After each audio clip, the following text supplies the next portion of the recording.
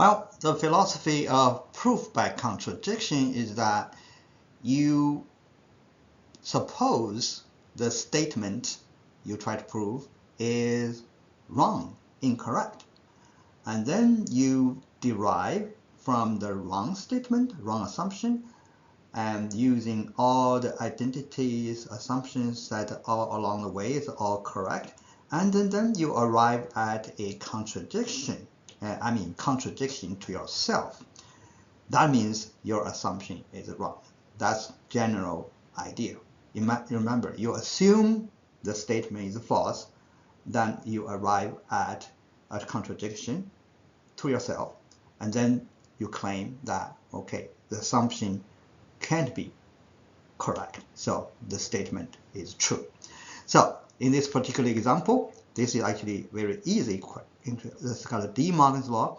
So P and Q naught is always the same truth value as P naught or not Q. So this true has always have the truth value regardless of what combination of the P and Q. There are four possibilities. They are all the same. If this side is true, that is true. This side is false, and that side is false. So now how do we prove by contradiction then? Then we assume that this is false. And let's just use one scenario. Okay, once this side is true and the other side is false. Then we assume the contrary, and P and Q naught equal 1, and the other side, P or Q not equal 1, equals 0 instead. Okay, now we derive this. Okay, so you see from this first part, we will have P and Q equal 0. Agree? Right. From the second part, from this part, and from the second part, P or Q equal this. So then let's just do this. From here, since it's an OR, which means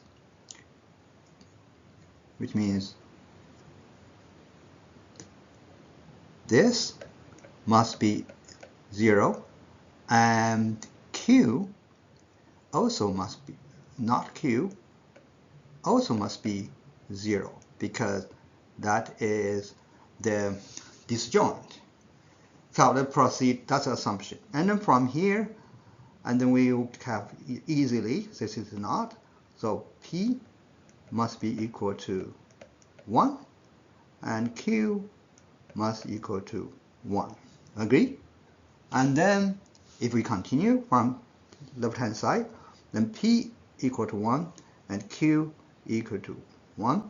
And then if you do the AND, because P and Q equals 1, because that's AND. So now you will see that we from right hand side, we will have P and Q equals 0. On left hand side, P and Q equals 1. So we arrive at a contradiction. So you see here,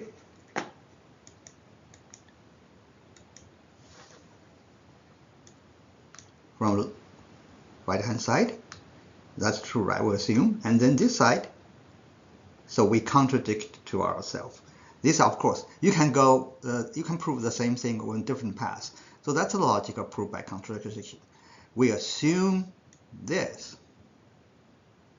and then we arrive at a contradiction between this.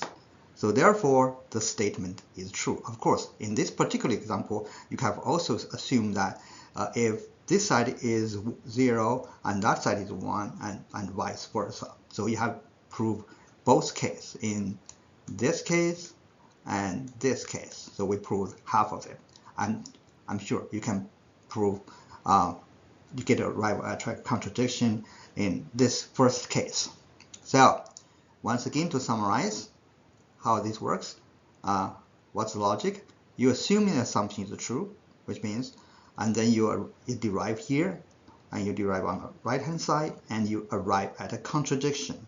Therefore, and the statement is proved, which means this statement always equal. Okay. Hope this helps.